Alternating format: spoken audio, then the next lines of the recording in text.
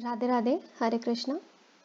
स्वागत है आप सभी का एक बार फिर इस YouTube चैनल पर, जहां हम भगवत गीता का कुछ श्लोकों का पठन रोज करते हैं और उनकी व्याख्या को समझने की कोशिश कर रहे हैं। तो चलिए शुरू करते हैं।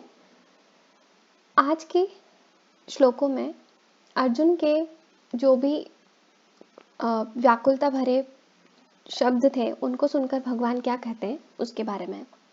तो संबंध: अपने कर्तव्य का निर्णय करने में अपने को असमर्थ पाकर अब अर्जुन व्याकुलता पूर्वक भगवान से प्रार्थना करते हैं।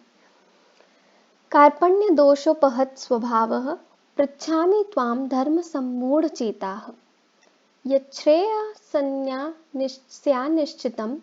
ब्रूहि तन्मे शिष्यस्तेऽहं शाधि मां त्वां प्रपन्नम्। व्याख्या: यद्यपि अर्जुन अपने मन में युद्ध से सर्वथा निवृत्त होने को सर्वश्रेष्ठ नहीं मानते थे, तथापि पाप से बचने के लिए उनको युद्ध से उपराम होने के सिवाय दूसरा कोई उपाय भी नहीं दिखता था। इसलिए वे युद्ध से उपराम होना चाहते थे और उपराम होने को गुण ही मानते थे, कायरता रूप दोष नहीं। परंतु भगवान ने अर्जुन की इस उपरति को कायरता और हृदय की तुच्छ दुर्बलता कहा, तो भगवान के उन निसंदिग्ध वचनों को अर्जुन को ऐसा विचार हुआ कि युद्ध से निवृत्त होना मेरे लिए उचित नहीं है। यह तो एक तरह की कायरता ही है, जो मेरे स्वभाव के बिल्कुल विरुद्ध है, क्योंकि मेरे क्षात्र स्वभाव में दीनता और पलायन, पीठ दिखाना, ये दोनों ही नहीं है। इस तरह भगवान के द्वारा कथित कायरता रूप दोष को अपने में स्वीकार करते हुए अर्जुन भगवान से कहते हैं कि एक तो कायरता रूप दोष के कारण मेरा क्षात्र स्वभाव एक तरह से दब गया है, और दूसरी बात, मैं अपनी बुद्धि से धर्म के विषय में कुछ निर्णय नहीं कर पा रहा हूँ। मेरी बुद्धि में ऐसी मूढ़ता छा गई है कि धर्म के विषय में मेरी बुद्धि कुछ भी काम नहीं कर रही।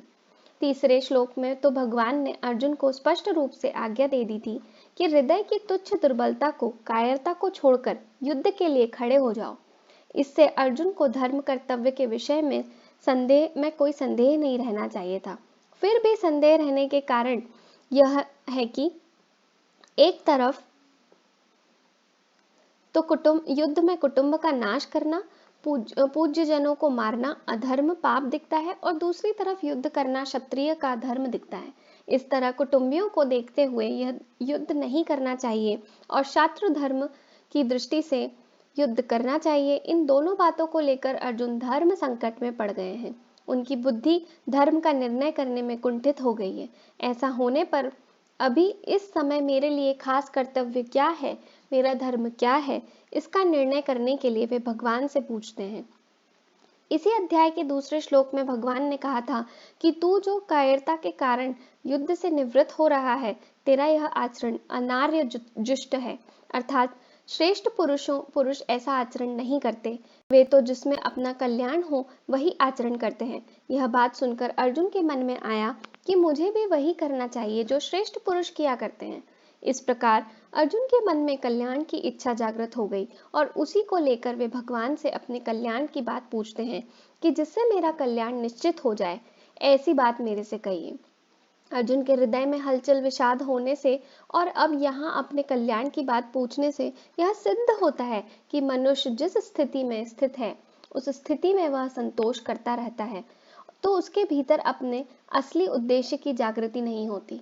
वास्तविक उद्देश्य कल्याण की जागृति तभी होती है जब मनुष्य अपनी वर्तमान स्थिति से असंतुष्ट हो जाए, उस स्थिति में न रह सके। अपने कल्याण की बात पूछने पर अर्जुन के मन में यह भाव पैदा हुआ कि कल्याण की बात तो गुरु से पूछी जाती है, सारथी से नहीं पूछी जाती। इस बात को लेकर अर्जुन के मन में जो रथिपन का भाव था, जिसके कारण वे भगवान को यह आज्ञा दे रहे थे कि हे अच्युत, मेरे रथ को दोनों सेनाओं के बीच में जाकर खड़ा कीजिए, वह भाव मिट जाता है और अपने कल्याण की बात पूछने के लिए अर्जुन भगवान के शिष्य हो जाते हैं और कहते हैं कि महाराज, मैं आपका शिष्य हूँ, शिक्षा लेने का पात्र हूँ, आप मेरे कल्याण की बात कहिए। गुरु तो उपदेश दे देंगे, जिस मार्ग का ज्ञान नहीं है उसका ज्ञान करा देंगे, पूरा प्रकाश दे देंगे, पूरी बात बता देंगे, पर मार्ग पर तो स्वयं शिष्य को ही चलना पड़ेगा। अपना कल्याण तो शिष्य को ही करना पड़ेगा। मैं तो ऐसा नहीं चाहता कि भगवान उपदेश दें और मैं उसका अनुष्ठान करूं, क्योंकि उससे मेरा काम नहीं चलेगा। अतः अपने कल्याण की जिम्मेवारी मैं अपने पर क्यों रखूं, गुरु पर ही क्यों न छोड़ दूं। जैसे केवल माँ के दूध पर ही निर्भर रहने वाला बालक बीमार हो जाए तो उसकी बीमारी दूर करने के लिए औषधि स्वयं माँ को खानी पड़ती है, बालक को नहीं। इसी तरह मैं भी सर्वथा गुरु के ही शरण हो जाऊं, गुरु पर ही निर्भर हो जाऊं तो मेरे कल्याण का पूरा दायित्व गुरु पर ही आ जाएगा। स्वयं गुरु को ही मेरा कल्याण करना पड़ेगा। इस भाव से अर्जुन कहते हैं कि मैं आपके शरण हूँ, मेरे को शिक्षा दीजिए। यहाँ अर्जुन त्वाम प्रपन्नम पदों से भगवान के शरण होने की बात तो कहते हैं, पर वास्तव में सर्वथा शरण हुए नहीं हैं। अगर वे सर्वथा शरण हो जाते तो फिर उनके द्वारा शादी मम माम, मेरे को शिक्षा दीजिए, यह कहना नहीं बनता, क्योंकि सर्वथा शरण होने पर शिष्य का अपना कोई कर्तव्य रहता ही नहीं। दूसरी बात, आगे 9वें श्लोक में अर्जुन कहेंगे कि मैं युद्ध नहीं करूंगा, न योत्स्य। अर्जुन की वह बात भी शरणागति के विरुद्ध पड़ती है, कारण कि शरणागत होने के बाद मैं युद्ध करूंगा या नहीं करूंगा, क्या करूंगा या क्या नहीं करूंगा, यह बात रह ही नहीं जाती। उसको यह पता ही नहीं रहता कि शरण्य क्या कराएंगे और क्या नहीं कराएंगे। उसको तो यही भाव रहता है कि अब शरण्य जो कराएंगे वही करूंगा। अर्जुन की इसी कमी को दूर करने के लिए ही आगे चलकर भगवान को मामेकम शरणम व्रजम वज्र, एक मेरी शरण में आ जा, ऐसा कहना पड़ा। फिर अर्जुन ने भी करिष्ये वचनम तब, आपकी आज्ञा का पालन करूंगा, ऐसा कहकर पूर्ण शरणागति को स्वीकार किया है। इस श्लोक में अर्जुन ने 4 बातें कही हैं। कार्पण्य दोषो यच्छेहस्यानिश्चितम, और तीसरी शिष्यस्तेहम, और चौथी शादी माम त्वाम प्रपन्नम। इनमें से पहली बात में अर्जुन धर्म के विषय में पूछते हैं, दूसरी बात में अपने कल्याण के लिए प्रार्थना करते हैं, तीसरी बात में शिष्य बन जाते हैं और चौथी बात में शरणागत हो जाते हैं। अब इन चारों बातों पर विचार किया जाए तो पहली बात में मनुष्य जिससे पूछता है वह कहने में अथवा न कहने में स्वतंत्र होता है। दूसरी में जिससे प्रार्थना करता है उसके लिए कहना कर्तव्य हो जाता है। तीसरी में जिनका शिष्य बन जाता है उन पर गुरु शिष्य को कल्याण का मार्ग बताने का विशेष दायित्व आ जाता है। चौथी में जिसके शरणागत हो जाता है उस शरण्य को शरणागत का उद्धार करना ही पड़ता है, अर्थात उसके उद्धार का उद्योग स्वयं शरण्य को करना पड़ता है। संबंध, पूर्व श्लोक में अर्जुन भगवान के शरणागत तो हो जाते हैं, पर उनके मन में आता है कि भगवान का तो युद्ध कराने में ही भाव है, पर मैं युद्ध करना अपने लिए धर्मयुक्त नहीं मानता हूँ। जिन्होंने जैसे पहले उत्तिष्ठ कहकर युद्ध के लिए आज्ञा दी, ऐसे ही वे अब भी युद्ध करने की आज्ञा दे देंगे। दूसरी बात, शायद मैं अपने हृदय के भावों को भगवान के सामने पूरी तरह नहीं रख पाया हूँ। इन बातों को लेकर अर्जुन आगे के श्लोक में युद्ध न करने के पक्ष में अपने हृदय की अवस्था का स्पष्ट रूप से वर्णन करते हैं। न ही प्रपश्यामि ममापद्युदादुं यच्छोकमुच्छोषणमिन्द्रियाणाम् अवाप्य भूमावस्पन्न मृध्यम राज्यम सुराणामपि चाधिपत्यम।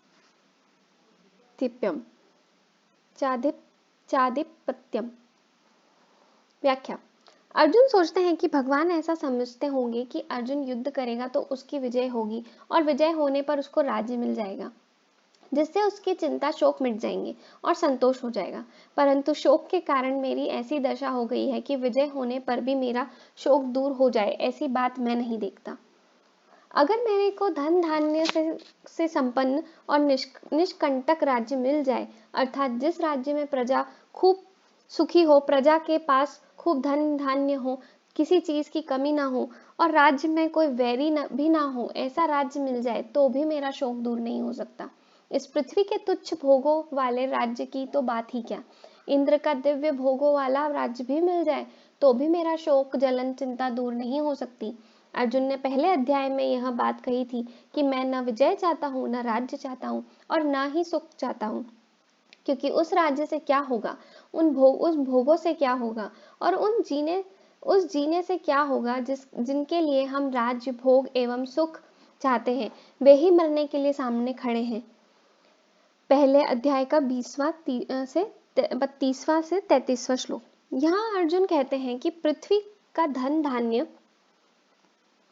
संपन्न और निष्कंटक राज्य मिल जाए तथा देवताओं का आधिपत्य मिल जाए तो भी मेरा शोक दूर नहीं हो सकता, मैं उनसे सुखी नहीं हो सकता। वहां पहले अध्याय के 32वें से 33वें श्लोक में बताया है। फिर तो यहाँ पर वहां तो कौटुंबिक ममता की वृत्ति ज्यादा होने से अर्जुन की युद्ध से उपरति हुई थी है, पर यहाँ उनकी जो उपरति हो रही है वह अपने कल्याण की वृत्ति पैदा होने से हो रही है। अतः वहां की उपरति और यहाँ की उपरति में बहुत अंतर है। जब कुटुंबियों के मरने की आशंका से ही मेरे को इतना शोक हो रहा है, तब उनके मरने पर मेरे को कितना शोक होगा। अगर मेरे को राज्य के लिए ही शोक होता तो वह राज्य के मिलने से मिट जाता, परंतु कुटुंब के नाश की आशंका से होने वाला शोक राज्य के मिलने से कैसे मिटेगा। शोक का मिटना तो दूर रहा, प्रत्युत शोक और बढ़ेगा, क्योंकि युद्ध में सब मारे जाएंगे तो मिलते हुए राज्य को कौन भोगेगा, वह किसके काम आएगा। अतः पृथ्वी का राज्य और स्वर्ग का आधिपत्य मिलने पर भी इंद्रियों को सुखाने वाला मेरा शोक दूर नहीं हो सकता। धन्यवाद। राधे राधे, हरे कृष्णा। कल पुनः मिलेंगे।